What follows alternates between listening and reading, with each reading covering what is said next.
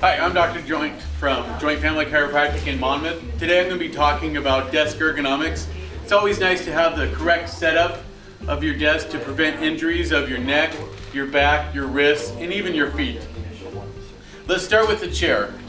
So with your chair, you want to make sure of a couple things. You want to make sure that you get a chair that has at least a 5-star base to prevent falling, to make sure you're nice and stable right there. You also want to make sure that you have a chair that can adjust the height from up and down to make sure that you're at the right level, as well as lumbar support to make sure that your back is supported correctly. Let's talk about the monitor now. The monitor should be angled between 5 and 20 degrees to prevent strain of your eyes. You also want to make sure that the monitor is between 18 and 30 inches away horizontally from your eyes. It's always best if the monitor is at least at eye level, if not below, because it's easier to look down on the monitor rather than to look up and put strain on your neck. The keyboard should be set up so that the G and the H key are in line with your nose. You want to make sure that the keyboard also can be angled about 5 to 20 degrees so that you're in wrist extension to prevent pressure being put on the carpal tunnel areas of your wrist. Also with the wrist, you want to make sure that the wrist and forearms are in line with each other. So whether you have a split keyboard or a regular keyboard, try to make sure that your wrists and forearms are lined up. Your elbows and your knees should both be between 90 and 100 degrees if possible. That'll prevent extra strain being put on. So with your elbows being at 90 to 100 degrees, as well as the knee being 90 to 100 degrees, that'll help decrease some strain.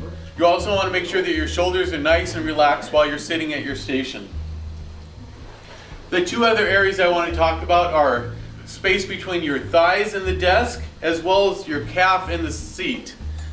So both should be about 2 to 4 inches. So a good measure is 3 to 4 fingers to make sure that it's in between the desk and your knee, as well as your calf and the chair.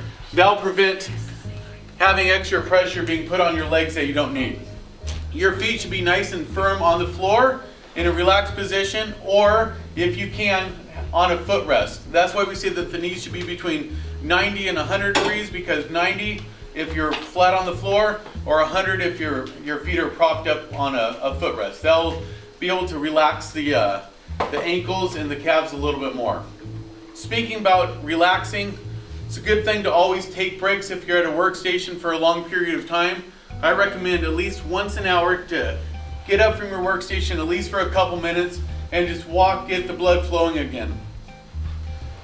It's also nice to do some shoulder shrugs when you're up and moving. Always go back with your shoulders instead of forward, because that introduces better posture if you go back. Another simple exercise that you can do when you're at your station is to, when nobody's looking, because you might look kind of silly if people are looking at this, you want to first sit nice and straight up, bring your shoulders back, act like a string is pulling your head all the way up, and then bring your chin back but still at eye level here. You want to have your hands rest palms up on your knees and hold that position there for about 1 minute. As you can see, you probably don't want to do this while other people are looking at you.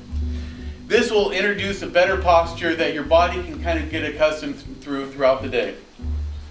If you have any questions about desk ergonomics at your work, I'd be happy to come and look at setups and offer my advice to it. Again, I'm Dr. Brian Joynt from Joynt Family Chiropractic in Monmouth, and you can reach me at 503-837-0550.